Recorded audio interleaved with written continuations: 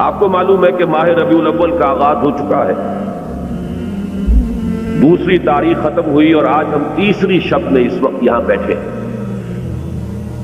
یہ ماہ مبارک حضور صلی اللہ علیہ وسلم کی سیرت مطہرہ سے ایک بڑا گہرا تعلق رکھتا ہے۔ حضور کی ولادت باسعادت بھی اسی ماہ مبارک میں ہوئی، اگرچہ تاریخ کے بارے میں اختلاف ہے۔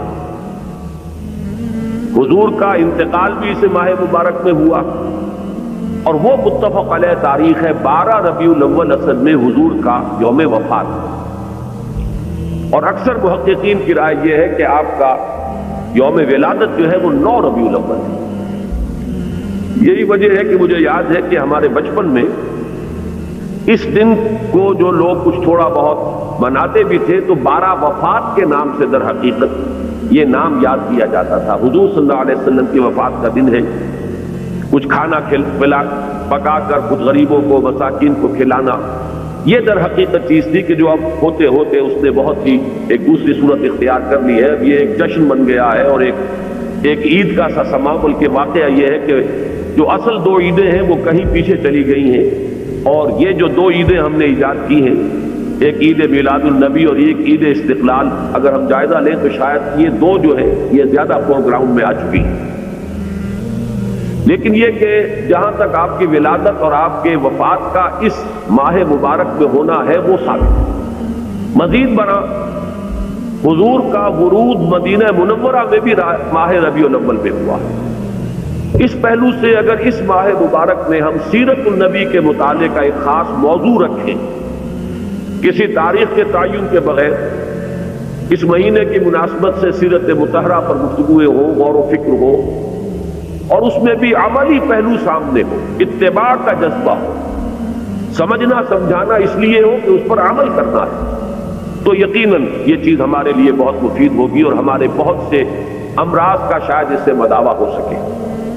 یاخذون بسنتہ ویقتدون بامرہ ثم انها تخلف من بعدہم خلوف۔ پھر ہمیشہ یہ ہوتا، ہر نبی کا جاننے والوں میں، پہچاننے والوں میں، ماننے والوں میں ہوا ہے، امت محمد بھی مستثنیٰ نہیں ہے۔ یقولون ما لا یفعلون ویفعلون ما لا یؤمرون۔ یہاں نوٹ کیجیے کہ وہ کہتے وہ تھے جو کرتے نہیں تھے، اور کرتے وہ تھے جس کا حکم نہیں۔ عید میلاد النبی کیا حضور کا حکم ہے؟ کیا اس کا کوئی ثبوت صحابہ سے ہے؟ کیا ہم صحابہ کے مقابلے میں حضور سے زیادہ محبت کرتے ہیں؟ لیکن تھا کہ ما لا یؤمرون، جس چیز کا حکم ہوا نہیں اس پر عمل ہو رہا۔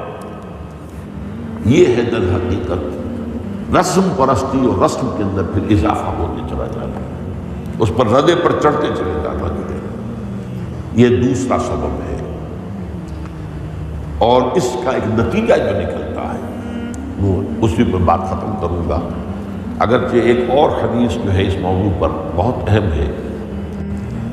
نتیجہ کیا نکلتا ہے؟ جہاں بدعت آئے گی سنت رخصت ہو جائے گی۔ اب نماز جنازہ کی وہ اہمیت نہیں ہوگی، نہ نماز جنازہ یاد کرنی ہے، نہ دعا یاد کرنی ہے، کچھ پتہ نہیں، جا کے کھڑے ہو گئے ہیں، وضو بھی ہے کہ نہیں ہے، لیکن قرآن خوانی میں تو جانا ہی جانا۔ یہ کیوں ہوتا ہے؟ ورنہ یہ کہ نماز کی اہمیت ہوتی، نماز جنازہ کی، آپ اگرچہ عربی نہیں آتی لیکن ترجمہ تو اس دعا کا یاد کر لینا کوئی مشکل کام نہیں ہے، تاکہ کھڑے ہوں دل سے دعا مانگے۔ تو جہاں بدعت آئے گی وہاں سنت جو ہے اس کی حیثیت کم ہو جائے گی، اس کا استخفاف ہوگا یا غائب ہو جائے گا۔